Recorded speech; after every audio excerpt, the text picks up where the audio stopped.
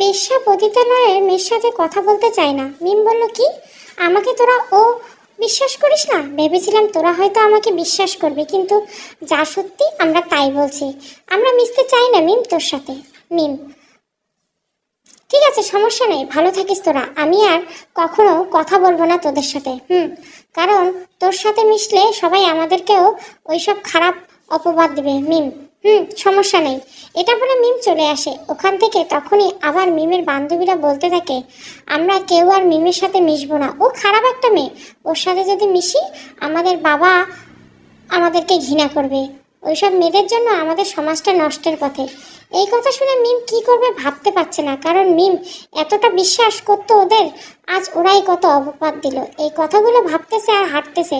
ঠিক তখনই আবির্ভাব হয় রাজের। রাজ, কি সবাই পিছু হেঁটেছে তো? মিম, রাজ, ওরা তো তোমার বেস্ট ফ্রেন্ড ছিল। মিম, রাজ, আজ একটা মিথ্যে অপবাদের জন্য সবাই তোমাকে দূরে সরে দিল, অপমান করলো, কত বাজে কথা শোনালো।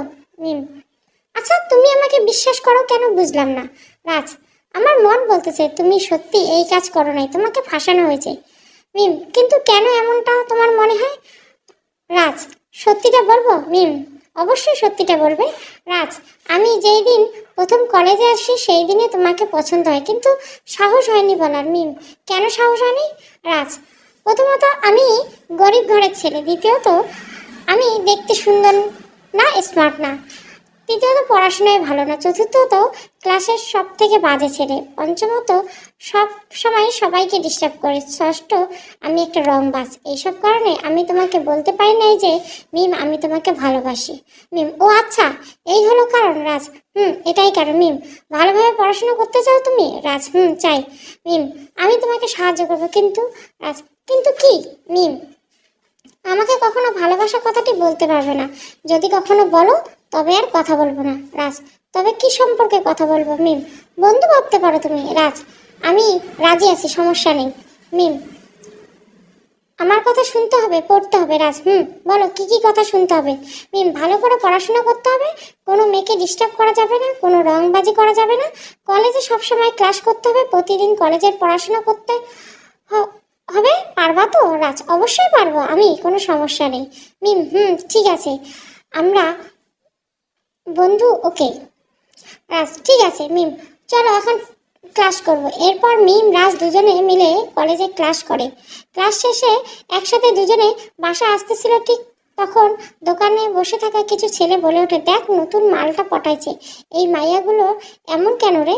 চোখে কি চশ পড়ে না? ঠিক বলছিস, আমাদের মতো সুন্দর ছেলেদের কি চোখে পড়বে? ওদের কথাগুলো শুনলেও মিম রাজ কোনো রিপ্লাই না দিয়ে চলে যায়, কারণ মিম চায় না কোনো কথা বাড়তে। কি গো সুন্দরী, আমাদের সুযোগ দিবা না? আমরাও তো চাই তোমাকে কাছে পেতে, মন চায় আদর করতে। এই কথাগুলো শোনা মাত্র রাজ চলে আসে। রাজ, ভাই সমস্যা কি তোমাদের? আর বাজে কমেন্ট করতেছেন কেন? বাজে কমেন্ট? আমরা কি ভুল বলেছি নাকি? সব সত্যি। রাজ, বুঝলাম, সত্যি বলছেন, তাই বলে তো অপমান করতে পারেন না এইভাবে। আমরা কি করব না করব আমাদের ব্যাপার, তোর কি? হ্যাঁ রাজ, না মানে ভাইয়া, এ তোমারও তো বোন হতে পারতো, তখন কি এভাবে বলতে পারতা?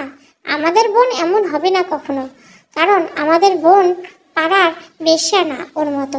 বেশ্যা কথাটি শোনা মাত্র রাজ রেগে যায়। রাজ ঠাস ঠাস করে আর একবার বলতো, এই কথাটা তোর মুখ ছিঁড়ে ফেলবো। রাজ থাপ্পড় দেওয়ার সাথে ওদেরও অনেক রাগ হয়। ওরা আর রাজকে মারতে এসে তখনই মিম আসে। মিম, প্লিজ ভাইয়া, আমি আপনাদের হাতে পায়ে ধরি, মারামারি করবেন না।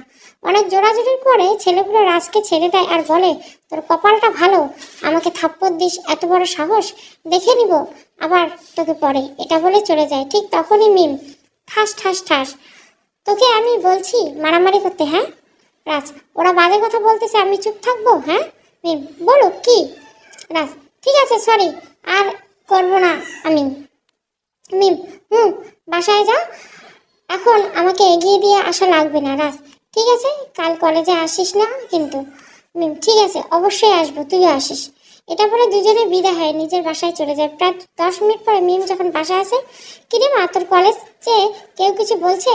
মা, মিম, শুনে কি করবা তুমি? মা, জানতে ইচ্ছে হলো তাই বললাম। মিম, অনেকেই কিছু হয়েছে মা কলেজে। মিম, মা, বুঝতে পারছি মা, সবাই অনেক বাজে মন্তব্য করছে, তাই না? মিম, অনেকে মা, অনেক।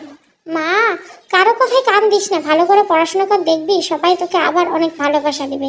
মিম, মা, দোয়া করিও আমার জন্য। মা, অবশ্যই মা। আচ্ছা আয় খেয়ে নি। মিম, ঠিক আছে মা, তুমি যাও, আমি ফ্রেশ হয়ে আসি। এরপরে খাওয়া দাওয়া শেষ করে মিম পড়তে বসে, তখনই রাজ ফোন দেয়। রাজ, কি করিস মিম? মিম, পড়তে বসছি। তুই কি করিস বল? রাজ, আমি বাইরে বেরিয়ে আসি। পড়তে বস এখনই। ঠিক আছে, কাল কলেজে কথা হবে। আল্লাহ হাফেজ। এরপরে এইভাবে কিছুদিন চলে যায়। মিম আর রাজের বন্ধুত্বটা গাঢ় হয়ে থাকে। তো একদিন মিম আর রাজ কলেজে ক্লাস করতেছে, এমন সময় স্যার বলে ওঠে, স্যার, রাজ, ইদানিং তুমি একটু চেঞ্জ হয়েছো। রাজ, কথাটা আর মানে বুঝলাম না স্যার। এখন দেখি খারাপ মানুষের সাথে মেশো, তুমিও খারাপ হবে, তাই খারাপ মানুষের সাথে মিশবে না। সরি, খারাপ মানুষটা আবার কে? তোমার পাশেই তো বসা। আপনি একজন স্যার হয়ে এসব কথা কেমনে বলেন? আমি চাই আমার ছাত্রছাত্রীরা ভালো কিছু শিখুক, আমি চাই না খারাপ কিছু। আমি যে খারাপ কিছু শিখতেছি এটা আপনি জানেন নাকি? এত কথা বলতে চাই না, যা বলছি তাই করবা, এটা আমার ব্যাপার। আপনার কাজ আপনি করুন, বুঝেন? রাজের এই কথাগুলো শুনে কলেজে সবাই অবাক হয়। স্যার কিছু বলতে গিয়েও আর বলে না, কারণ রাজ কি বলে ফেলে না ফেলে। এইভাবে আরও 1-2 মাস কেটে যায়। এখন কলেজে সবাই জানে রাজ আর মিমের বন্ধুত্ব ছাড়া আর কিছু নেই। মিম আজও রেজাল্ট দিবে তো। রাজ, দোয়া করিস মিম, অবশ্যই। ঠিক তখনই কেউ বলে ওঠে, একজনের রেজাল্ট পাবলিশ হয়েছে। এটা দেখে সবাই রেজাল্ট দেখতে যায়। সাথে সাথে রাজও মিমে যায়, গিয়ে দেখে যে মিম আর রাজ দুজনেই সাবজেক্ট ফেল করছে। মিম আর রাজ, এটা কি হলো? আমরা তো খুব সুন্দর এক্সাম দিয়েছি, তবু কেন ফেল করলাম? একটা জিনিস বুঝতেছি না মিম। কি জিনিস? আমাদের সাথে কোনো স্যারের সাথে সমস্যা হয়েছিল, মনে আছে কি তোর? সমস্যা মানে বুঝলাম না, কি বলতে চাইছিস? রফিক স্যারের সাথে আমাদের সমস্যা হলো না সেই দিন ক্লাসে? কখন রে? আরে বল, স্যার বললো না রাজ তুমি খারাপ মেয়ের সাথে ঘুরতেছো, এটা কিন্তু ঠিক না। বলেছে, কিন্তু আমি পাল্টা উত্তর দিলাম না, আমি কার সাথে ঘুরবো না ঘুরবো আমার ব্যাপার, আপনার কোন সমস্যা? বলছিস? আবার বললাম না আপনার কাজ আপনি করুন, আমার সম্পর্কে মাথা গলাতে আসবি না। স্যারও কিন্তু আর সেই দিনের পর কোনো কথা বলেনি, কারণ স্যার অপমান হয়েছেন আর লজ্জা পেয়েছেন সেই কারণে। ও, সেই কারণে ফেল করিয়েছে ওনার 2টো সাবজেক্টে আমাদের। রে, এখন কি করবি? অফিস রুমে চল এখনই। এরপরে দুজনে অফিস রুমে যাই। আসসালামু আলাইকুম স্যার, ভিতরে আসবো আমরা? ওয়ালাইকুম সালাম, ভিতরে আসো। স্যার, একটা কথা বলার ছিল। কথাটা রাজ কলেজ প্রিন্সিপাল স্যারকেও বললো। বলো, কি বলবা? আমি আর মিম 2টো সাবজেক্টে ফেল করছি। কিন্তু কিন্তু আবার কি?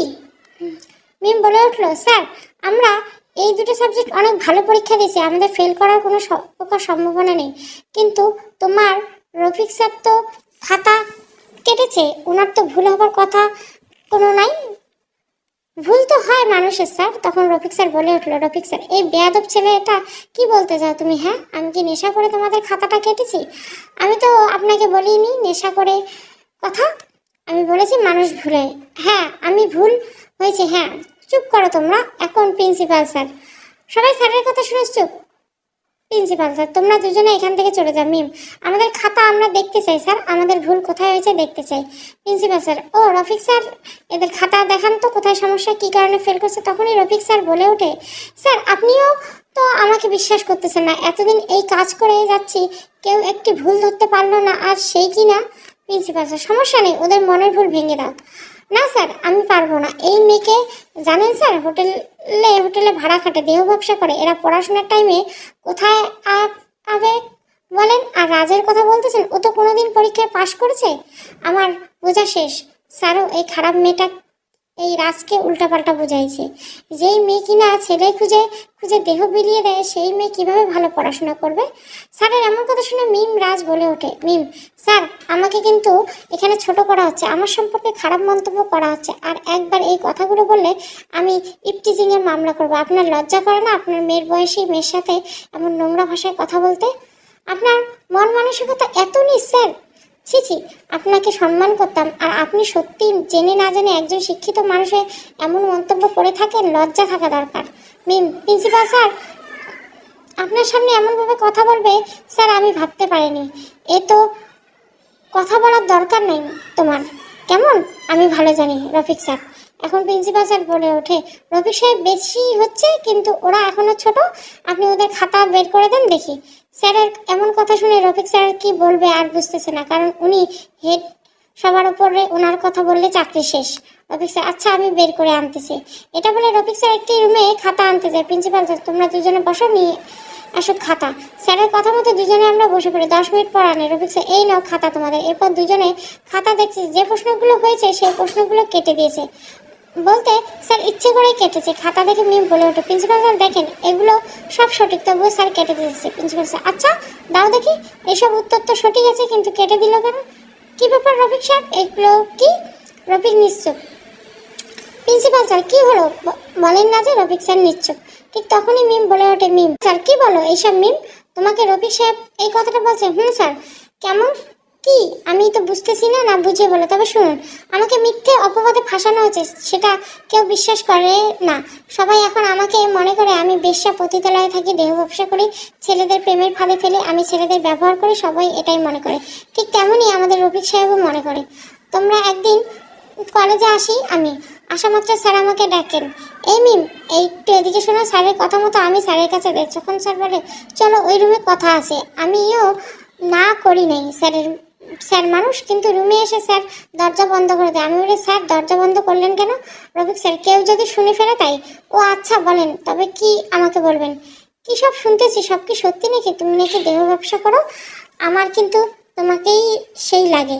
স্যার কি বলতেছেন এইসব আপনি? আরে পাগলি ভয় পেও না, আমি কাউকে কিছু বলবো না, সব কিছু গোপন থাকবে। সি সি স্যার আপনি এসব বলতে পারেন? রফিক স্যার সি সি আছে, তুমিও মজা পাবে আমিও। আপনি স্যার হয়ে আমাকে ওইসব অফার দিচ্ছেন, আমি ভাবতেই পারতেছি না। কত টাকা চাই বলো? তবুও তোমার দেহটাকে আমি চাই আজকে। এই কথা বলার সাথে সাথে আমি স্যারকে থাপ্পড় দেই আর ওখান থেকে বেরিয়ে আসি। স্যার ও এই ব্যাপার আগে বলবে তো? কি রফিক সাহেব এসব কি সত্যি বলছে? মিম না স্যার আমাকে ফাঁসানো হচ্ছে। তখনই মিম বলে ওঠে, মিম আচ্ছা আমি না হয় ফাঁসালাম, আপনি আমার আর রাজের খাতা এমন করে কাটলেন কেন? ও বুঝলাম, কেন তোমার সাথে আমাকে মিশতে বারণ করছে, এই জন্য আমাদের সাথে ক্লাসে ঝগড়া লাগাইছিলাম। আমাকে আগে বলো নাই কেন? ওকে ওখানে শেষ করে দিতাম। এই চুপ করো তোমরা। রফিক সাহেব আপনি যদি একজন শিক্ষক হয়ে এমন কাজ করেন, তবে আপনার ছাত্রছাত্রীকে কি শেখাবেন? আপনার মন মানসিকতা এত খারাপ, আমি ভাবতে পারতেছি না। ছি ছি, আপনাকে আমার কলেজ থেকে 5 মাসের জন্য সাসপেন্ড করলাম। প্লিজ এমন করবেন না স্যার, আমার ভুল হয়ে গেছে, আমাকে ক্ষমা করে দিন। আপনার মতো লোকের কোনো ক্ষতি নেই, প্লিজ আপনার কাছে হাত জোর করছি, আপনি এখন আসতে পারেন। আজ থেকে 5 মাস পর কলেজে আসবেন আপনি, আর এই 5 মাসে কোনো বেতনও পাবেন না। রফিক স্যার আর কোনো কথা না বলেই কলেজ থেকে বেরিয়ে যায়। স্যার রাজ ধন্যবাদ স্যার আমাদের সুন্দর বিচার দেওয়ার জন্য, অনেক খুশি হলাম। সত্যি কখনো হার মানে না। আর মিম আমি বিশ্বাস করি তুমি এমন না। তোমার জন্য দোয়া রইল। মিম ধন্যবাদ স্যার আপনাকেও। এরপরে মিম ও রাজ দুজনে বাইরে আসে। এতে দেখে রফিক স্যার দাঁড়িয়েছে। তখনই কাজটা ভালো করো নাই তোমরা দুজন, তোমাদের পস্তাতে হবে। আপনি স্যার হলে এতক্ষণ আপনার লাশ পড়ে থাকতো। চল, ওইসব খারাপ মানুষের সাথে কথা বলতে নেই। খারাপ মানুষ বলছো না? আমার রূপটা দেখবে এখন আমি কত খারাপ। ঠিক তখনই রাজের গিয়ে শার্টের কলার ধরে, একদম চুপ থাক, না হলে পুঁতে ফেলবো তোকে। তোকে অনেক সম্মান করছি বুঝছিস? আর তুই এখন মারলে স্যার না ও না, তোকে মারলেও কেউ কিছু বলবে না। এরা স্যারও সবাই দেখতেছে। মিমের কথা শুনে রাজ ছেড়ে দেয়। রাজ আর একদিন মিম সম্পর্কে আমাকে নেগেটিভ কোনো কথা বলে তোর মুখ বন্ধ করে দেবো। রাজের এমন ব্যবহার দেখে কলেজে সবাই অবাক, কারণ স্যারের সাথে এমন ব্যবহার কেউ আগে করেছে? আর কোনো ক্লাস না করে রাজ আর মিম একটু রংপুরে ঘুরতে যায় মনটা ফ্রেশ করার জন্য। রাজ আচ্ছা একটা কথা বলি মিম। বল। এটা কোনো হাজারটা বল। তোর খারাপ লাগে না সবাই যে তোকে এই কথা বলে? লাগে, কিন্তু কি করবো বল, মন খারাপ করিস না, আমি তো আছি। তুই আর কতদিন থাকবি? যদি রাখিস সারা জীবন থাকতেছে না, বাদ দে ওসব কথা। বাদ দেবো কেন? আমাকে বিশ্বাস করতে পারিস। বিশ্বাস কথাটা আমার বিশ্বাস উঠে গেছে রে। ও আচ্ছা আমি অমন রে, জানি না আমি আমার সম্পর্কে এখন তুই কিছু জানিস না। মানে কি জানি না? অনেক কিছু জানিস না, বাদ দে এসব কথা। তোকে বলতেই হবে, ভালোবাসা সম্পর্কে আমার কাছে কোনো কথা বলবি না কখনো।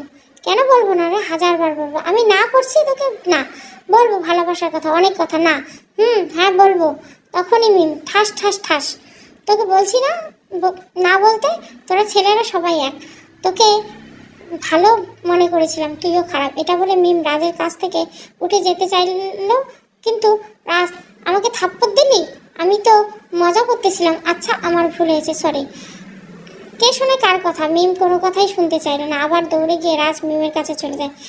আমার সামনে থেকে সর রাজ, না হলে আমি সরবো না, আমি বাসায় যাব। এটা বলেই মিম রাজকে ধাক্কা মেরে দৌড়ে যখন যাইতে থেকে ঠিক তখনই একটা ট্রাক এসে ধাক্কা মারে, সবকিছু যেন কিছুক্ষণের মধ্যে স্তব্ধ হয়ে যায়।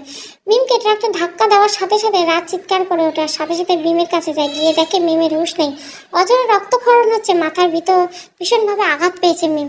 এই মিম, মিম কথা বল প্লিজ, আমার ভুল হয়েছে। হাজার চেষ্টার যেন মিমের জ্ঞান ফিরতেছে না। এরপর মিমকে রংপুর হাসপাতালে নিয়ে যাওয়া হয়। ডাক্তার মিমকে বাঁচান, দেখেন না ও কথা বলতেছে না, আপনি এখানে থাকুন, আমরা দেখতেছি কি করা যায়। দেখেন প্লিজ। এর মধ্যে মিমের বাবা মা চলে আসে, এসে কান্না শুরু করে দেয়। আমার মেয়ে কি হয়েছে একবার বলো, একটু বলো। রাজ উত্তর দিবে ভেবে পাচ্ছে না, কি হলো বলো। আসলে আন্টি, মিম রাস্তা পার হওয়ার সময় একটা ট্রাক এসে ভীষণভাবে ধাক্কা মারে মিমকে, আর এরপরে এই অবস্থা। মিমের বাবা মা রাজের সাথে কথা চলাকালীন অবস্থায় ডাক্তার চলে আসে অপারেশন রুম থেকে। আপনি কি রোগীর বাবা মা? মিম আমাদের মেয়ে। কি হয়েছে একটু বলবেন প্লিজ? মিমের বাবা, ওনার দুইটি চোখ অন্ধ হয়ে গেছে আর দুইটা কিডনিও ড্যামেজ হয়ে গেছে। ডাক্তারের কথা শুনে সবার যেন পায়ের নিচে থেকে মাটি সরে গেল। ডাক্তার কি বলতেছে আপনি সব? বলছি সব কিছু 24 ঘন্টার মধ্যে যদি না পাই রোগীকে বাঁচানো যাবে না। ডাক্তারের কথা শুনে মিমের বাবা মা দুজনে বোবা হয়ে যাওয়ার মতো হয়ে যায়। কি করবে এখন, কোথায় যাবে সব কিছু? ঠিক তখনই মিমের মা বলে ওঠে, ডাক্তার সাহেব এগুলোর জন্য মোট কত টাকা লাগবে? আনিমু একটা কম করলে 1 কোটির মতো। আমরা এত টাকা কোথায় পাবো সেটা তো আমি জানি না, তা না হলে রোগীকে বাঁচানো মুশকিল। ঠিক আছে ডাক্তার, আমরা চেষ্টা করতেছি, দেখা যাক। এই বলে মিমের বাবা মাকে সাথে নিয়ে একটু বাইরে আসে রাজ। আঙ্কেল আর কি করবেন? জানি না বাবা, আমার বাড়ি ঘর সব বেচে 40 থেকে 50 লক্ষ টাকা হবে, এর বেশি নেই। আজ আমার কাছে 10 লাখ টাকা হবে, আর বাকি টাকা কোথায় পাবেন বলো? তখনই মিমের বাবা বলে ওঠে,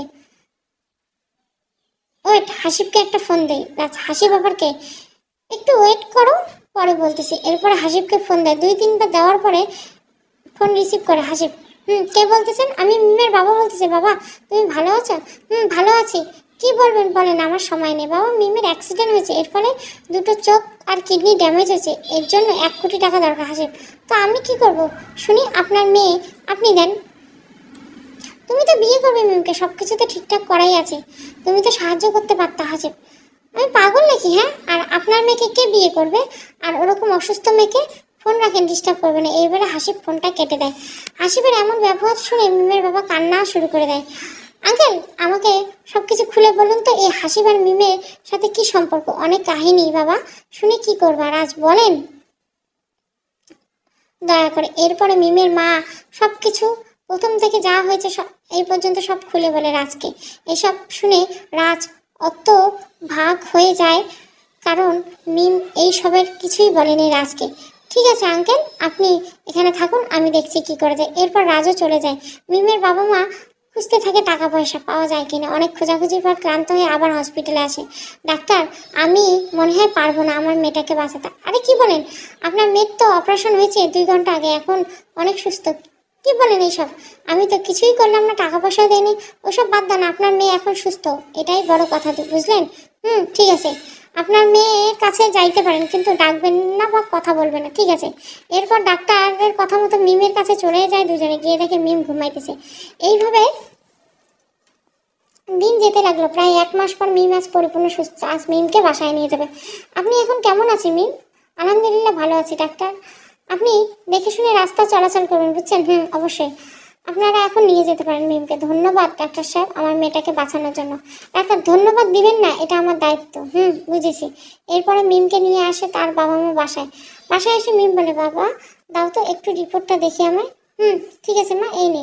মিম রিপোর্ট দেখে অবাক, এত কিছু হয়েছিল, আমার বাবা মা এত টাকা কোথায় পেল? অনেক প্রশ্ন মনে জমে থাকে মিমের। কৌতূহলবশত মিম বাবাকে বলে ওঠে, এত টাকা পেলে কোথায়? পরে শুনিস মা, সব কিছু, আগে রেস্ট নে। না, আমি এক্ষুনি শুনবো, বলো। মিমের এমন জেদের কাছে বাবা হার মেনে সব কিছু বলতে থাকে। বাবা, ওই ছেলেটা আর আমাকে দেখতে আসেনি? না মা, আসেনি ছেলেটা। ও আচ্ছা, ও মনে হয় ভয় পাইছে তাই আর আসেনি। পরে মনে মনে মিম বলতেছে, একটু রেস্ট নে মা প্লিজ। ঠিক আছে বাবা, আমি ঘুমাচ্ছি। এই বলে মিম ঘুমিয়ে নেয়। এইভাবে আরো 10 দিন কেটে যায়। আর রুমে থাকতে ইচ্ছা করে না, তাই মিম কলেজে যাবে। আজ থেকে এটা বাবা মাকে বলে দেয়। আমি আজ কলেজে যাবো, আর কয়েকদিন পরে যাইতে সুস্থ হতে আরো। না মা, আমি যাব আজ কলেজে। ঠিক আছে, তুই যা, ভালো বুঝি। এরপরে মিম সময় মতো কলেজে গিয়ে রাজকে খুঁজতে থাকে, কিন্তু কোথাও খুঁজে পায় না। সবাই জিজ্ঞাসা করে, রাজকে দেখেছো? কে বলতে পারো রাজ কোথায়? তখনই একটি মেয়ে এসে বলে, আপু, রাজ ভাইয়া তো 1-2 মাস থেকে আসেই না কলেজে। কি বলো তুমি? আপু, দেখি নাই ভাইয়াকে। ঠিক আছে, ধন্যবাদ। মিম ভাবতে থাকে, এই রাজ গেল কোথায়? কিছু হয়েছে, ভয়ে কলেজে আসছে না। এসব ভাবনা যেন মাথা থেকে সরছে না। ক্লাসে মন বসতেছে না, তাই বাসায় ফিরে এসে শুধু রাজের কথাই ভাবতে থাকে। তখনই মনে পড়ে বাবার কথা। বাবা বলেছিল রাজ চলে যাওয়ার পর আর কখনো ফিরে আসেনি, ও টাকা দিতে চেয়েছিল। এসব ভাবতে ভাবতে ক্লান্ত হয়ে পড়ে মিম। ঠিক তখনই মিম ভাবতে থাকে রাজের রহস্য হাসপাতালে আছে। আর একটি মুহূর্ত দেরি না করে মিম হাসপাতালে চলে যায়। ডাক্তার, ডাক্তার, আপনি মিথ্যে কথা বলবেন না, বলুন রাজ কোথায়? ডাক্তার, আমি কি জানি রাজ কোথায় আর কে রাজকে? মিথ্যে বলবেন না। মিথ্যে বলবো কেন আপনাকে? ঠিক তখনই মিম বলে ওঠে, মিম, আপনার বাচ্চার কসম, আপনি চেনেন না? তখনই ডাক্তার বলে ওঠে যে আর পৃথিবীতে নেই, মারা গেছে। মিম, ডাক্তার, আপনি কি বলতেছেন? আপনার কি মাথা ঠিক আছে? যা বলছি সব সত্যি বলছি। আপনার জন্য নিজের জীবন ত্যাগ করেছি। কি আমার জন্য? তবে শুনুন, কি হয়েছিল সেদিন। আমি চেম্বারে বসেছিলাম, ঠিক তখনই রাজ আসে। একটা আমি একটা কথা বলতে চাই। বলো, কি বলবা? মিমকে বাঁচাতে চাই। আর কত সময় আছে? এখনো 7-8 ঘন্টা। ডাক্তার, আমি জানি মিমের বাবা মা এত টাকা জোগাড় করতে পারবে না, না পারলে আমাদের কিছু করার নেই। আমি মিমকে বাঁচাবো, তবে টাকা পেমেন্ট করুন আপনি। টাকা দিয়ে না ডাক্তার, তবে আমি চোখ দুটো আর কিডনি দুটো আমি মিমকে দিতে চাই। এটা অসম্ভব, কখনো হবে না। কেন হবে না ডাক্তার? কারণটি হলো, আমরা একটি ভালো মানুষকে মেরে ফেলে একজন অসুস্থ লোককে বাঁচিয়ে তুলবো, এটা আমাদের রুলসের বাইরে। কিন্তু এটাই করতে হবে ডাক্তার। না হবে না, আপনি আসতে পারেন। ঠিক তখনই রাজ এসে আমার পায়ে ধরে কান্নার সুরে বলে, ডাক্তার প্লিজ না করবেন না। ওর একটি সুন্দর ভবিষ্যৎ আছে, ওর বাবা মা আছে, ওর বিয়ে ঠিক হয়েছে, অনেক সুন্দর ভবিষ্যৎ। তোমার ভবিষ্যৎ কি খারাপ? ডাক্তার, আমার ভবিষ্যৎ খারাপ, কারণ হলো আমার বাবা মা নেই। আমার এই পৃথিবীতে যে একজন বন্ধু ছিল সে মিম, আর সে মৃত্যুর পথে। প্লিজ না করবেন না। জানেন ডাক্তার, আমার কারণে মিমের এমন হয়েছে। আচ্ছা, আমি দেখতেছি কি করা যায়। না ডাক্তার, প্লিজ প্লিজ, আপনি অপারেশন করবেন। ঠিক আছে, চলো অপারেশন রুমে। ডাক্তার, আমার একটা কাজ করবেন প্লিজ। কি বলো? এই সম্পর্কে কাউকে কিছু বলবেন না, আমি যে এইসব করতেছি। আর হ্যাঁ, যদি কখনো মিম এইসব জানতে পেরে আপনার কাছে আসে, তবে এই চিঠিটা ওকে দিয়ে দিবেন। এখানে কি লেখা আছে? রাজ, অনেক কিছুই লেখা আছে। যাই হোক, আপনি কোনো খুলিয়েন না, আর আমার আবদারটা আপনাকে পূরণ করতে হবে প্লিজ। ঠিক আছে, আমি ইনশাল্লাহ চেষ্টা করব। চলুন এখন অপারেশন রুমে। এরপর অপারেশন করে রাজের চোখ কিডনি আপনার শরীরে দেওয়া হয়। ডাক্তারের মুখে এসব কথা শুনে কল্পনায় ভাসতেছিলেন, কি হলো আপনার আবার? তখন আমি কান্না করতে থাকি। না, রাজের কিছু হতে পারে না, আমি বিশ্বাস করি না ও আমাকে ছেড়ে যেতে পারে। ডাক্তার, লাশ কি এখনো আছে? না, ছিল, তবে যাদের লাশের কোনো খবর থাকে না তাদের এই হাসপাতাল থেকে গণকবর দেওয়া হয়। সেই রকমই রাজের বেলায় হয়েছে, গণকবর দেওয়া হয়েছে। ও আচ্ছা, ওর চিঠিটা দেখতে পারি? অবশ্যই পারেন, ওয়েট, আমি নিয়ে আসতেছি। এটা বলে ডাক্তার তার কেবিন থেকে একটা কাগজ নিয়ে আসে। এই নেন আপনার কাগজটি, আমি এখন আসি, ধন্যবাদ। ঠিক আছে ডাক্তার। এরপরে মিম কাগজটি নিয়ে বাসায় আসে, এসে পড়তে থাকে যা লেখা ছিল, প্রিয় বেস্ট ফ্রেন্ড, আশা করি এখন সুস্থ আছিস আর কান্না চোখে আমার লেখা পড়তেছিস। যাই হোক, আমার জন্য কষ্ট পাস না প্লিজ। আর সেই দিনের জন্য সরি। আমি কিন্তু একটু মজা করতেছিলাম, কিন্তু তুই সিরিয়াস নিলি। তোকে বোঝানোর চেষ্টা করলাম, কিন্তু তুই বুঝলি না, দৌড় দিলি আমাকে রেখে, আর একটা ট্রাক এসে তোকে ধাক্কা দিল। কথা আসি, ওসব বাদ দে। তোর জীবনে এত কষ্ট আমাকে একটু জানালি না। তোর আর হাসিবের মধ্যে এত কাহিনী, আমাকে কিছু জানাইতে পারতে। জানিস, খুব কষ্ট পাইছি তখন, যখন তোর বাবা হাসিবকে ফোন দিয়ে টাকার জন্য জন্য ও না করে দিল। হাসিব, সত্যি বলতে হাসিব তোকে ভালোই বাসে না। আর হ্যাঁ, আমি কিন্তু তোকে মনে মনে ভালোবাসতাম, সবসময় ভালোবাসতাম তোকে, আমার মনের সব কথা। কিন্তু তার আগেই আমাকে দূর আকাশে চলে যেতে হলো। আমি কিন্তু ওই দূর থেকে, আকাশ থেকে তোকে দেখব। তুই তো জানিস আমি কেমন খারাপ ছেলে ছিলাম, কত কি করতাম। তোর সাথে মিশে আমার জীবনটাই চেঞ্জ হয়েছিল। তবে বল, তোকে না বাঁচিয়ে আমি থাকতে পারি? এই একটি কথা বলি শোন, আমার জন্য কষ্ট পাবি না, সব সময় ভেবেচিন্তে কাজ করবি, বাবা মার কথা মতো চলবি। মনে থাকবে যে একটি কথা, আই লাভ ইউ মিম। রাজের এমন কথাগুলো শুনে মিম পাগলের মতো কান্না করতে থাকে। তখনই মিমের বাবা মা চলে আসে। কি হয়েছে রে মা, কান্না করতেছিস কেন জোরে জোরে? মিম, বাবা দেখো, এটা বলে মিম তার বাবাকে চিঠিটা এগিয়ে দেয়। মিমের বাবা চিঠিটা হাতে পেয়ে পড়তে থাকে, পড়ার সাথে মেঝেতে বসে পড়ে। রাজের এমন আত্মত্যাগ দেখে সবাই থমকে যায় আর ভাবতে থাকে, এমন ভালো মানুষ এখনো পৃথিবীতে আছে যে নিজের জীবনে মায়া ত্যাগ করে চলে যায়। ঠিক তখনই হাসিবের মায়ের আবির্ভাব হয় বাসায়। শুনলাম তুমি নাকি অ্যাক্সিডেন্ট করছো, কেন? আপনি আগে শুনেননি নাকি আজ শুনলেন? মিম, 6-7 দিন আগে শুনলাম তুমি নাকি খুব অসুস্থ, চোখ হারাইছো, কিডনি ড্যামেজ। হাসিবের মা, হয়েছিল, কিন্তু এত টাকা কোথায় পেলে? আর হ্যাঁ, কে দিয়েছে তোমাকে এত টাকা সেটা আপনাকে বলতে হবে না, বুঝেন? মানে আমাকে বলবা না তো কাকে বলবে শুনি? আমি তোমার শাশুড়ি হবো। হাসিবের মায়ের মুখে এই কথা শুনে মিম হাসতে থাকে। মিম হা করে হাসতে থাকে। আপনাকে কথা বলার ভাষা নেই, এখানে আসার কি আছে? মিম, আপনাকে এত কথা বলতে পারবো না, আমাদের বাসা থেকে বেরিয়ে যান আপনি। আমি হাসিবের মা বলে আমাকে অপমান করতেছে কেন? সময়ও আসবে, আমিও দেখিয়ে দিব। আমার ছেলের কাছ থেকে চুপিসারে অপারেশনের টাকা নিয়ে এখন নাটক করছে সবাই। এই কথাটা শুনে মিমের মা নিজেকে কন্ট্রোল করতে না পেরে নিজের বড় বোন হাসিবের মাকে কষে একটা থাপ্পড় দেয়। ঠাস ঠাস ঠাস, আমার বাসা থেকে বেরিয়ে যা, একটা কুপুত্র জন্ম দিয়েছিস আর বলিস আমরা টাকা নিয়েছি। মিমের মা, তোর এত বড় সাহস আমাকে থাপ্পড় দিস? আর শোন, টাকা নিয়েছিস কি না আমি ভালো জানি, যদি টাকাই না নিবি তবে ফোন দিয়েছিলি কেন? এখন টাকা পাইছিস তো মিথ্যে আশ্রয় নিচ্ছিস। ধরলাম টাকা নিস নেই, তবে এত টাকা কই পাইলি? এবার মেয়ের টাকার জন্য কি তুই দেহ ব্যবসা করতে নাকি? মিম, আপনি যদি আমার বাবা মা সম্পর্কে একটি বাজে কথা বলছেন তবে আপনাকে ঘাট ধাক্কা দিয়ে বের করে দেবো, বেয়াদব মহিলা। চলে যান এখান থেকে। এরপরে হাসিবের মা আর কোনো তর্ক করে না, সেখান থেকে চলে যায়। মিম, মা, এই মহিলা যেন আমাদের বাসায় কখনো না আসে। আরে হ্যাঁ, একটি কথা, হাসিবের সাথে যা চুক্তি হয়েছে, বলতে গেলে যা কথা ছিল, মিমের বাবা, ওইসব কথা ভুলে যাও। আমি আর কখনো বিয়ে করব না, যদি করি তবে হাসিবকে না। কিন্তু কেন মা? মিম, কোনো কিন্তু নেই, আমি যা বলছি তাই। ওর মতো খারাপ ছেলে আমার জীবনে আসুক আমি চাই না। ও একটা লম্পট, একটা চিটার। ঠিক আছে মা, তুই যা ভালো বুঝিস, সমস্যা নেই। তবে জানিস মা, আমি না রাজের এই ঋণ কখনো ভুলবো না। আমার বাবা মা হয়ে যা ভাবিনি, সে একজন বন্ধু হয়ে ভেবেছে। সত্যি ওর মতো ছেলে লাখে একটা হয়। মিমের বাবা, মিম, বাবা ঠিক আছে, আমার রাগের কারণে আজ এত কিছু হলো। যদি আমি রাগ না হতাম তবে কিছুই হতো না। যা হবার হয়েছে দে ওইসব। মিম, তুই টেনশন করিস না, আমরা পাশে আছি। মা তোর পাশে। রাজের জন্য আমরা সবসময় দোয়া করবো যাতে আল্লাহ ওকে জান্নাতুল ফেরদৌস জায়গায় দেয়। মিম, ঠিক আছে। এরপর মিমের বাবা মা সবাই মিলে কথা বলতে থাকে একের পর এক। আমি কে? আমি কোথা থেকে আসি? কেউ কি নাই এই রুমে? ঠিক তখনই একটা মেলি সুর ভেসে ওঠে। একটু পর সবাই বলতেছে নামাজ শেষ করি এশারের আগে। ঠিক তখনই প্রায় 20 মিনিট পর নামাজ শেষ করে মেয়েটি রুমে গিয়ে বলে, মেয়েটি, আসসালামু আলাইকুম। আমি কে?